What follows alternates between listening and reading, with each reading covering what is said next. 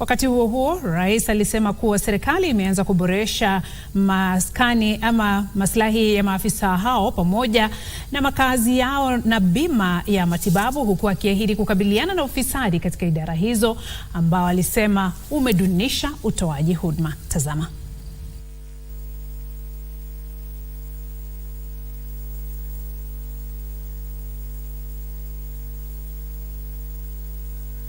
The government of Kenya and the people of Kenya will stand by them to make sure that they serve in conditions that are sensitive to the responsibilities and the huge sacrifices that they are making.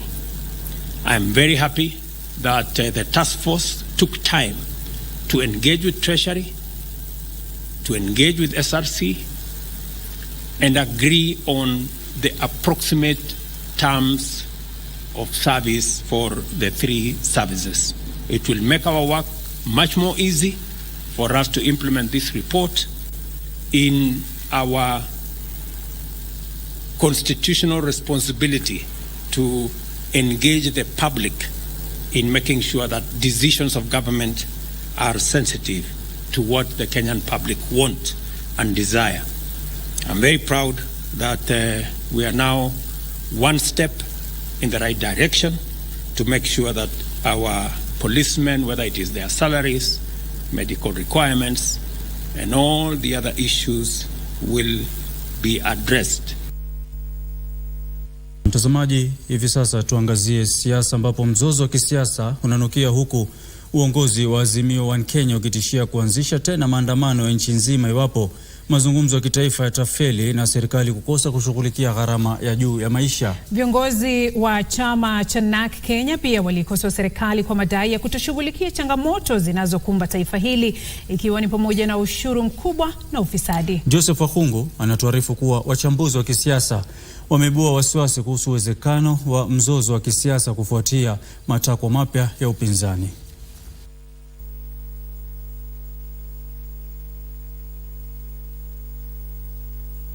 Demand also that there be universal access to health. Our people are suffering. And it's not just about saying orally, we want to find services when we go to the hospitals. We also are saying the cost of fuel, which is pushing the cost of living upwards. We want the additional tax of 8% removed with immediate effect. That will help the cost of fuel stabilize. Currently, the taxes in Kenya are feeding corruption, not services. Lakini thibitisho iko hapa ya kwamba sio mpango ya serikali kwa serikali. Serikali ya Kenya hajaweka mkataba na serikali ya Saudi Arabia au ya Emirates. Hii ni kati ya wizara ya kawi yani ya wa Kenya na makampuni, moja ya Emirates, nyingine ya kule Saudia inaitwa Aramco. Asanteni sana. Tukisonga mbele, bunge la kitaifa limeidhinisha kutumwa kwa maafisa 1000 wa polisi nchini Haiti ili kukabiliana na magenge ya mitaani yenye silaha katika taifa hilo. Mwenyekiti wa kamati ya bunge ya kitaifa kuhusu usalama John Tongoyo, ambaye aliwasilisha hoja hiyo, alisema kuwa uamuzi huo uliafikiwa kufuatia mapendekezo ya wanachama wa kamati kutoka mabunge yote mawili. Frederick Parsayo anatuarifu kuwa Kenya ilichaguliwa kuongoza shughuli ya kurejesha utulivu nchini humo.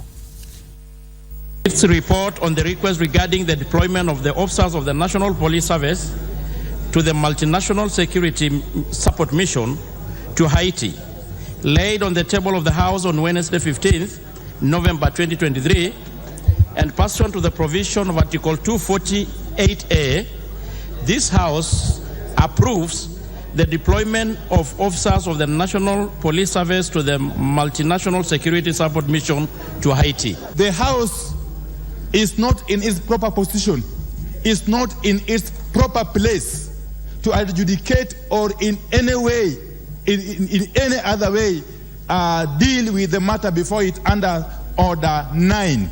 To avoid this selective amnesia by my brothers, And to maintain the dignity of this House, this debate should be held in abeyance. And if the Parliament wants to be a party, it should apply to be a party. Once it's determined, then we can come back to debate it. There is a retinue of precedents on what the courts can and cannot injunct Parliament from doing. And part of that, Honorable Speaker, is that the courts cannot injunct Parliament from doing what is constitutionally the Parliament's mandate. We are mandated to debate a matter that has been moved to us by the National Security Council as provided for under Article 240, Honorable Speaker. So, Honorable Minority Leader, you're out of order. We debate, we agree, or we drop it. This House approves the deployment of the officers of the National Police Service to the Multinational Security Support Mission to Haiti. Will as many as of that opinion say aye? Aye. Will as many as of the contrary opinion say nay? The ayes have it. Na mtazamaji, shirika la Msalaba Mwekundu limesema familia 14,000 nchini zimeachwa bila makao kutokana na mafuriko yanayosababishwa na mvua kubwa inayoendelea kunyesha katika maeneo mbalimbali ya humu nchini. Akizungumza na shirika la runinga ya KBC Channel 1, katibu katika shirika la Msalaba Mwekundu nchini Ahmed Idris alisema kuwa eneo lililoathirika zaidi ni kaunti ya Mandera. Alisema kundi linalojumuisha watu kutoka mashirika mbalimbali liko macho kushughulikia dharura zozote za mafuriko na kushughulikia tatizo la kusambaa kwa magonjwa miongoni mwa masuala mengine. Wakenya katika maeneo mbalimbali nchini wanaendelea kuathirika na mafuriko, huku maafisa wa utawala wakitahadharisha kuhusu kuongezeka kwa viwango vya maji katika maeneo yaliyoathirika. Uchunguzi uliofanywa na kundi la mashirika mbalimbali linalojumuisha shirika la Msalaba Mwekundu inaonyesha kuwa zaidi ya familia 14,000 kote nchini zimeachwa bila makao kutokana na mafuriko. So as of the latest data from the National Disaster Operations Center, we are looking at about 14,000 households that are displaced across the country, the largest population being in the county of Mandera.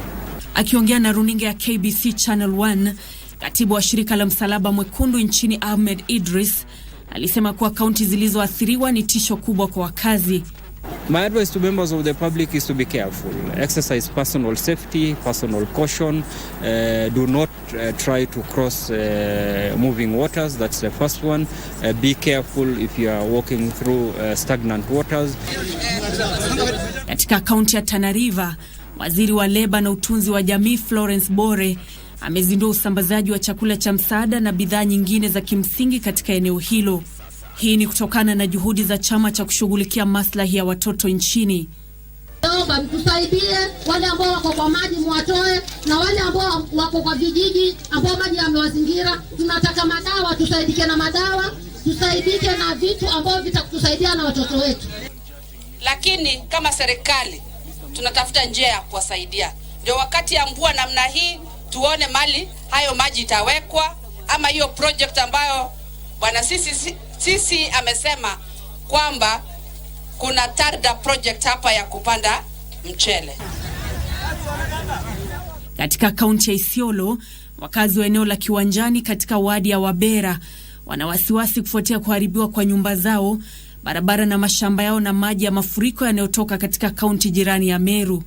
Mimi nitachukua jukumu, nitatafuta yeye, tutatafuta chief officer ya road sahi, tu committee kitu, chief officer special program iko hapa pia, tutafute hela iko wapi na tuhakikishe ya kwamba maji imekuwa diverted isiharibu hapa. Wakati huo huo, katika kaunti ya Kisii, maporomoko ya ardhi yamesababisha watu kadhaa kupoteza makazi katika eneo la Etago katika eneo bunge la Mugirango Kusini. Zaidi ya familia 63 zimeathirika na zinakita kambi katika shule ya msingi ya Nyasasa. Nyumba zile zimeanguka kabisa, siko chini ni 63. Na hao watu tayari wako kwa ground hapa Nyasasa, wamekambu huko, tunaomba usaidizi mkubwa. Kwingineko katika kaunti ya Migori, watu 3 wakiwemo madereva 2 wa serikali ya kaunti wanazuiliwa katika kituo cha polisi cha Awendo kuhusiana na wizi wa vyakula na bidhaa nyingine muhimu zilizonuiwa kutolewa kwa waathiriwa wa mafuriko katika eneo hilo. There are drivers who stole some bags of maize some bags of beans, some bales of blankets, and an assortment of mosquito nets. They were arrested by wananchi and taken to the police station, and as we speak, Na jamii ya wafugaji ya Samburu imeshauriwa kuwapa nafasi wanawake kumiliki ardhi kwa mujibu wa mabadiliko ya nyakati. Akizungumza eneo la Maralal wakati wa warsha ya uhamasishaji, naibu mwenyekiti wa tume ya ardhi ya kitaifa Gertrude Ngoko alitoa wito kwa wanaume wa jamii ya Samburu kupuuza kipengee cha utamaduni kinachotambua wanaume pekee kama wamiliki wa ardhi na badala yake kuenda na nyakati za hivi sasa. Ngoko alisema atajitolea kupigania haki za wanawake anaosema wanatengwa katika masuala yanayohusiana na umiliki wa ardhi. Alielezea kwamba sheria ya jamii ya mwaka 2016 imewapa wanawake nafasi ya kumiliki ardhi kama wenzao wanaume. Wanawake waliohudhuria warsha hiyo waliipongeza tume ya ardhi kwa juhudi zake za kuihamasisha jamii, hasa swala la wanawake la kumiliki ardhi.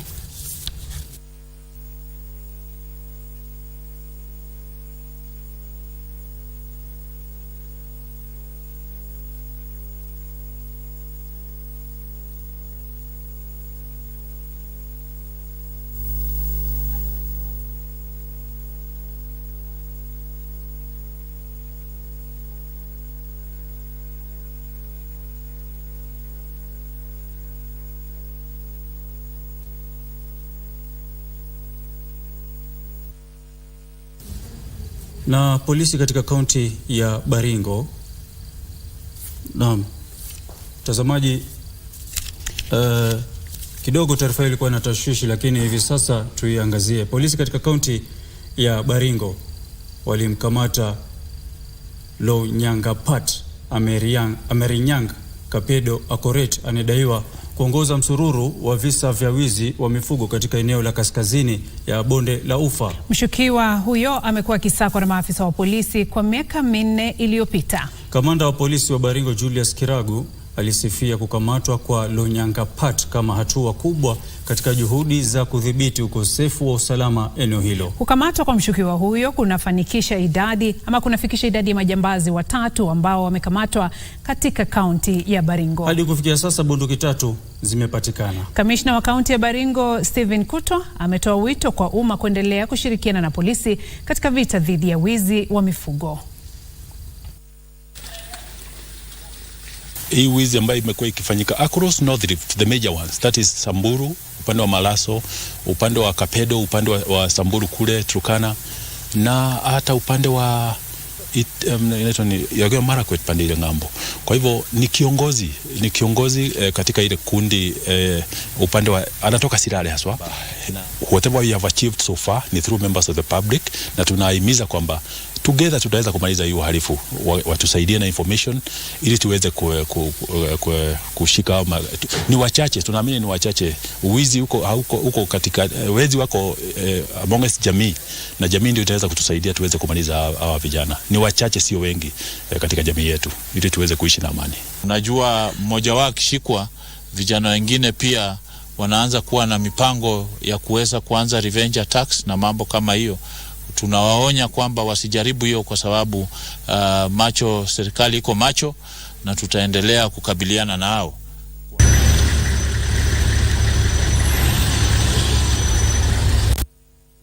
Na mtazamaji, tuangazie taarifa za sport, ambapo timu ya taifa ya soka ya wanawake wasiozidi umri wa miaka 20 ina matumaini ya kushinda Cameroon kesho kwa zaidi ya mabao 4 uwanjani Nyayo ili kufuzu kwa raundi ya mwisho ya mechi za kufuzu kwa mashindano ya soka ya wanawake wasiozidi umri huo duniani. Warembo hao wa humu nchini walifungwa mabao 3 kwa nunge kwenye mechi ya mkondo wa kwanza iliyochezwa Jumamosi iliyopita jijini Yaounde, na sasa inahitaji kushinda mechi ya kesho kwa zaidi ya mabao 4 ili ifuzu kwa raundi ya 4 ya mechi hizo. Timu hiyo inayofunzwa na Beldin Odemba ilikamilisha mazoezi yake leo katika uwanja wa taifa wa Nyayo tayari kwa mchuano wa kesho. Hata hivyo, timu hiyo bado itakosa huduma za wachezaji 8 wa kutegemewa ambao bado wanafanya mtihani wa kitaifa wa KCSE. And doing our best to get the best results we can get tomorrow. Kujipanga tumejipanga, zoezi imekuwa poa hadi sasa tunamalizia. Kesho tunajua tutapiga. Hiyo mabao 4 tutapata. Na fans tunaomba wajitokeze wakuja tupe hiyo support. At least tutakuwa na moral tukiona wamejitokeze kwa wingi.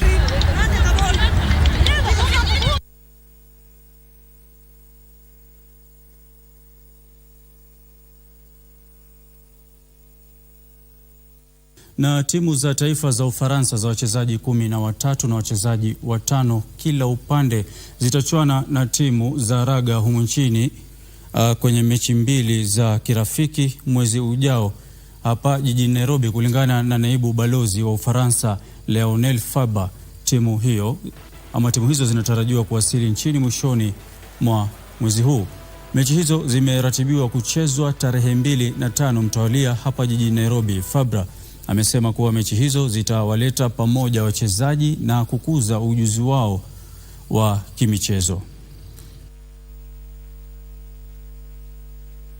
The French national team coming to Kenya has been a conversation that has been ongoing for about 5 years now. Of course, the pandemic closed everything, so it stopped for a while, then it resumed again. And they're also excited. It will be the first time ever that France national team is coming in Kenya here for a test match. Hope we'll have a lot of fans. We'll have fans from the embassies. The ambassador will attend and will be a strong supporter of our team. And we'll also have the pleasure after the match to have what we call in rugby in French, la troisième mi-temps. So we'll have a social gathering and we'll make sure whoever wins will have a very nice after game all together in a true spirit of friendship as we need to celebrate. So that it's very important for the Kenyan team to have this possibility to play against France because it will help them qualify for playing international tournaments.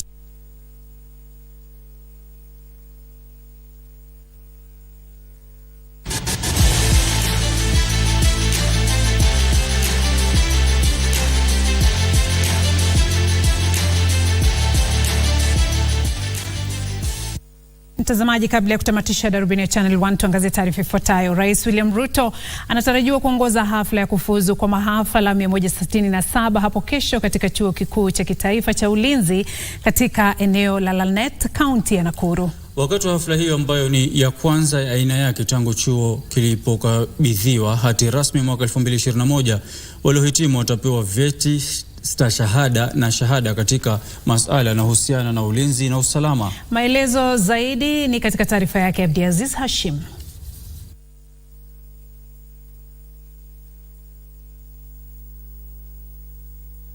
We are very happy that we are graduating tomorrow. We have a total of 167 graduates, some graduating with a master's degree and diplomas. As a university, we are prepared. These 167 students come from 4 different colleges: the National Defense College, the Joint Command and Staff College, the National Intelligence and Research University College, and the Defense College of Health Sciences.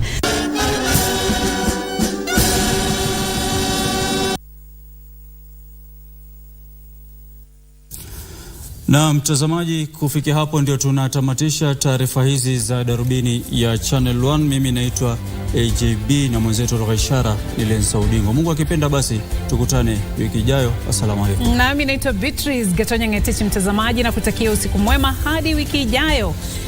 Uwe na wakati mwema.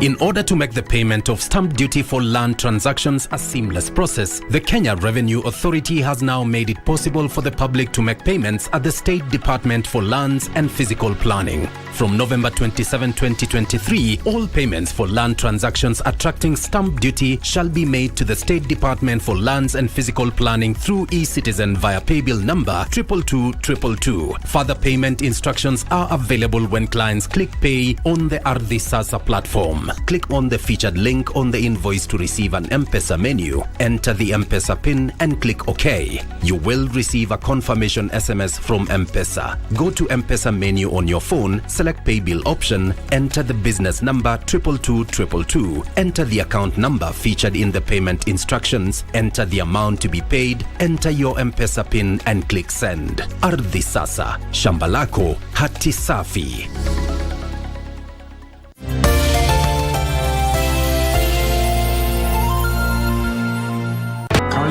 This is weiter. We are the greatest. Earl.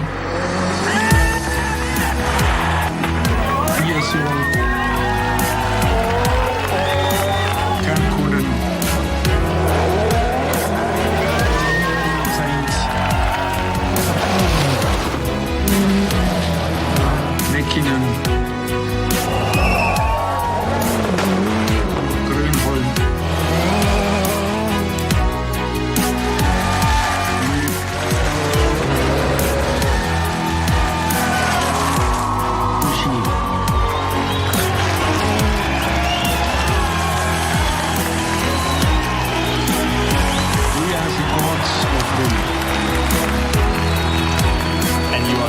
Of us. And at 22 years old, he is the youngest ever world champion. It puts him alongside some of the legends of our sport. Kale, this is it. This is history in the making.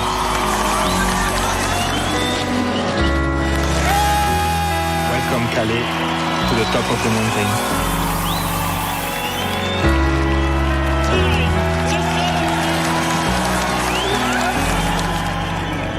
The newest member of an elite sporting club, multiple world rally champions. Welcome, Kala Rovanpera, a second driver's crown sealed with a round to spare, but boy did the champ give himself a scare on the slippery road to yet. It was my mistake, but it was a good save at the end. A clean sweep for Toyota, all that's missing, a successful end to the season at their home event. This man spoiled the party in Japan last year and has every intention of doing so again. I'm much motivated to go there and give it another try for victory in Toyota Land. Thierry Neuville and Hyundai heading to Japan on the back of success in Central Europe. Also flying east on a high, the M Sport rookie back on track after tough times. Maybe sometimes you need to lose, to learn more than when you win. Adrian Fumo reflecting on the highs and lows of the past year later in the show. First, emotions running high at the end of an eventful debut for the Central European Rally.